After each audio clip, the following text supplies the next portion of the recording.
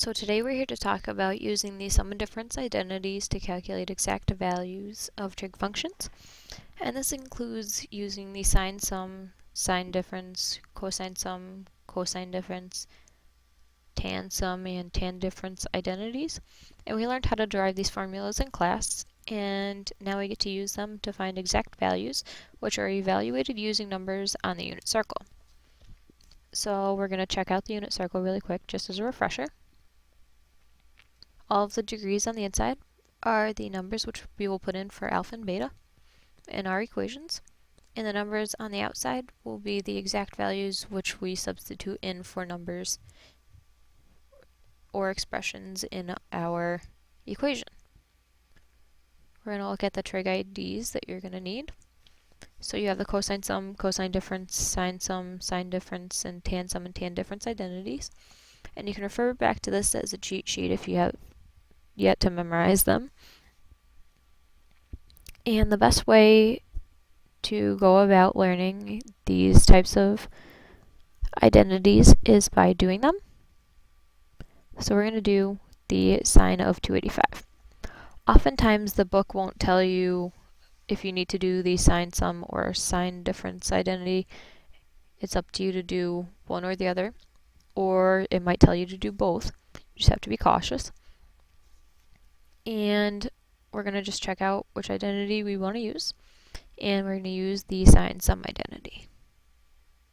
So keeping in mind the sine sum identity is sine of alpha plus beta equals sine of alpha cosine of beta plus cosine alpha sine beta. So now what we need to do is we need to break 285 down into two numbers which add up to it. These numbers must be part of the unit circle in order for the equation to work. And I'm sure there are multiple ways which you can do this and break down 285 into numbers on the unit circle. But in this case, we're going to use 135 plus 150 to equal 285. This works out very nicely. So we're going to go ahead and just do that. 135 plus 150. And now we just have to follow along with the equation in the identity section. So 135 in this case is going to be alpha, and 150 in this case is going to be beta. In all of the identities which you're going to do, the first number will always be alpha, and the second number will always be beta. So no matter what identity you used, say we used cosine, alpha and beta would still be the same. So alpha would always be the first number and beta would always be the second. So we're going to follow along and just do the equation out. So this equals the sine of 135 times the cosine of 150 plus the cosine of 135 times the sine of 150. This is simply, again, just substituting in numbers for the equation. And from here what we can do is we can make the sine of 135, cosine of 150, cosine of 135, and sine of 150 into numbers which we find on the unit circle. So say, for example, we wanted to do sine of 135. Checking on our cheat sheet, sine of 135 is radical 2 over 2. So we have that typed out right here.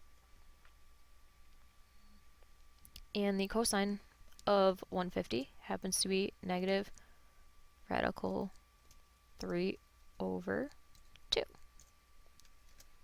And adding that together with the cosine of 135, which is going to come out to be negative radical 2 over 2. And the sine of 150, which is 1/2.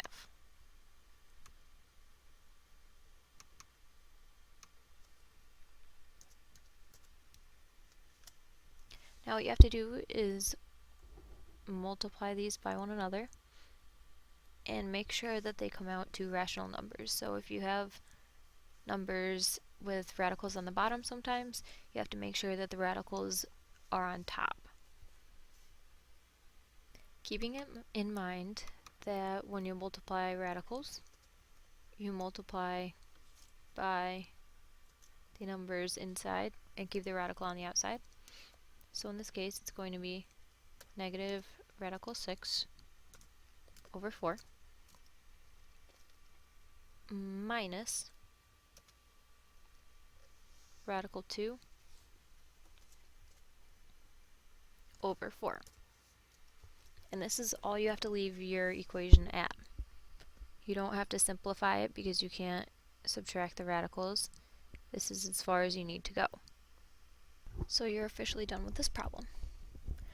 So now we can go and do an example using cosine. So this is how you would do a cosine difference one. So as you can see, you just followed these steps. All this is simply replacing alpha and beta with the numbers in the difference that you've made. So once again, the 240 is alpha and the 120 is beta. The one thing you have to keep in mind here is you're not taking the negative with the beta, you're just taking the number itself. So this is what it would come out to. So your answer would come out to negative 1/2. In this sense, it's because you have to do lowest terms, and these types of problems are rather simple, but you just have to keep in mind that you're substituting and you have to follow your steps and double check on the unit circle if you're not sure with an answer. But that's as far as you need to go with any of these examples.